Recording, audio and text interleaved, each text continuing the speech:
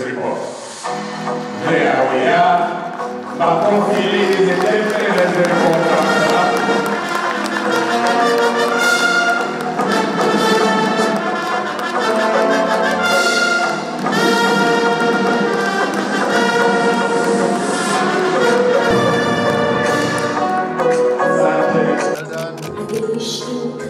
QR barcode verifiable.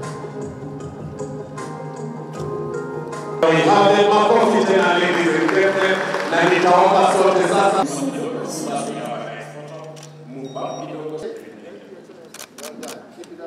With disabilities in every aspect of life. Your presence here this morning demonstrates your duty of care for vulnerable members of our society.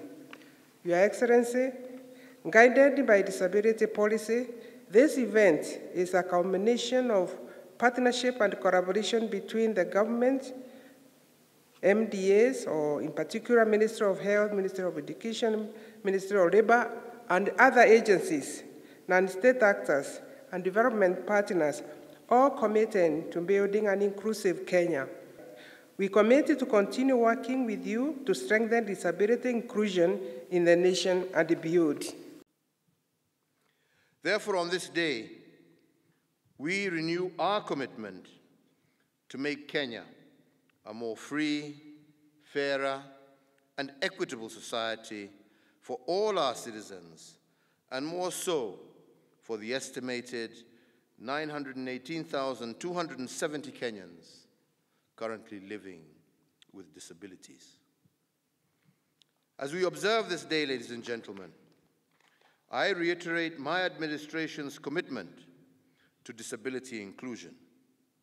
We have committed to fulfill our solemn duty to guarantee persons with disabilities access to the justice system, information, the built environment, transport systems, rehabilitation services, employment, quality education, and training, as well as all other facets of life.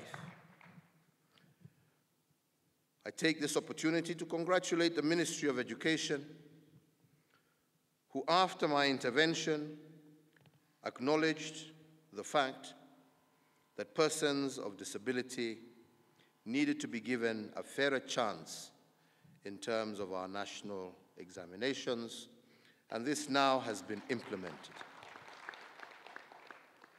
Indeed, as an affirmation of this, and thanks to the generations of Kenyans who have heroically laid the bricks of our strong foundation of social justice, I had the privilege as President to appoint 2 persons living with disabilities to our Court of Appeal, our second highest court, and many more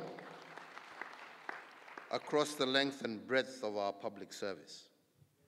As President, I have appointed persons living with disabilities as principal secretaries, holders of constitutional offices, members of statutory commissions, and in other senior positions in government.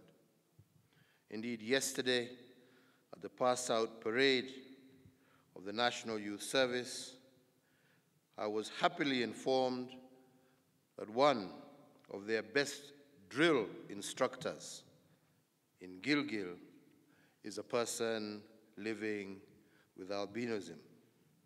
So this is wonderful. Furthermore, our Parliament boasts a record number of persons living with disabilities, a majority of whom hail from my party. Indeed, across our political spectrum, political parties have made deliberate efforts to appoint persons living with disabilities to key positions, in addition to prioritizing their nomination for elective contests. In 2013, I appointed or nominated a lady from Kajiado to be a member of Parliament. Today, that lady is an elected member of Parliament. In marking this day, we take cognizance of the fact that the theme for this year's celebration also resonates well with our government's commitments to promote inclusion of persons with disabilities in the development agenda, particularly as part of our COVID-19 Build Back Better strategy. The choice of the theme also goes down to the heart of who are the people and the nation of Kenya. The focus is also timely and appropriate at this moment, considering that for the last 2 years, our country and the rest of the world have been confronted by a major pandemic that completely disrupted all facets of social, political, as well as economic life. It is a fact that the most vulnerable members of our society bore the brunt of the COVID-19 pandemic. In the case of persons living with disabilities, the public health containment measures and protocols announced to stem the spread of the disease did indeed disproportionately affect persons with disabilities, such as the visually impaired, those with hearing impairments, and those who utilize mobility assistant devices, and those who depended on caregivers or support from relatives, colleagues, or friends. In view of the evolving challenges the world over, and even fluid environment, days such as this offer us an opportunity to pause and to look at both what we have achieved, but also what is still left to do. We do this fully recognizing that due to the enormity of these and many other challenges, some of our fellow citizens may at a time feel invisible, overlooked, and undervalued, yet they have so much to offer, but are given too few chances to prove it. In 2017, the World Health Organization launched the Rehabilitation 2030 initiative, which calls for concerted and coordinated global action to scale up rehabilitation.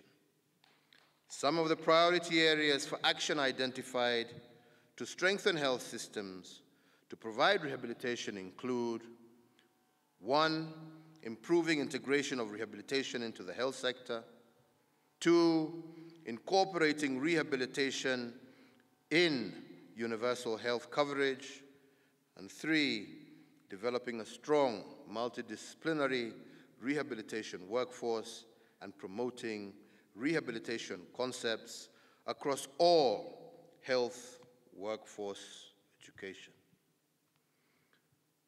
Under the universal health coverage pillar of my administration's Big Four agenda, we have various focal plans to meet the specific needs of persons living with disabilities, including rehabilitation.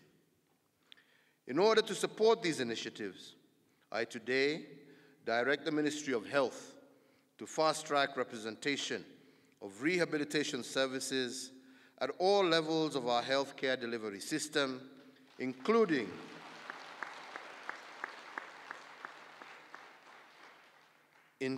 policy and the universal health coverage.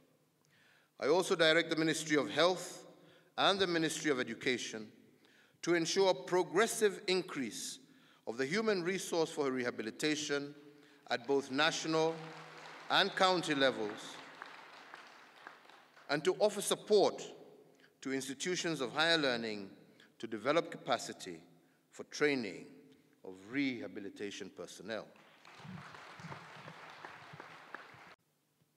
We are, as a government, undertaking to review the Persons with Disability Act 2003 to align it with the Constitution of Kenya 2010 and the Convention on the Rights of Persons with Disabilities, and to bring it into sync with the current realities.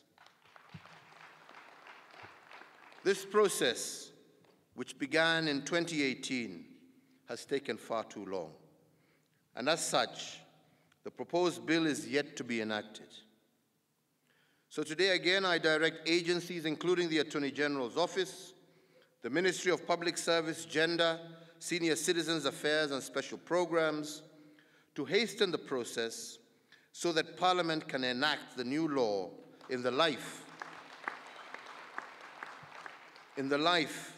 of the current Parliament. I want in that regard to take this opportunity to applaud the Jomo Kenyatta University of Agriculture and Technology for taking the lead in capacity development of rehabilitation personnel with an annual intake of 150 students pursuing degree in rehabilitation-related courses. I also recognize the university for committing 10 acres of its land to build a proposed National Center for Excellence in Assistive Technology, the first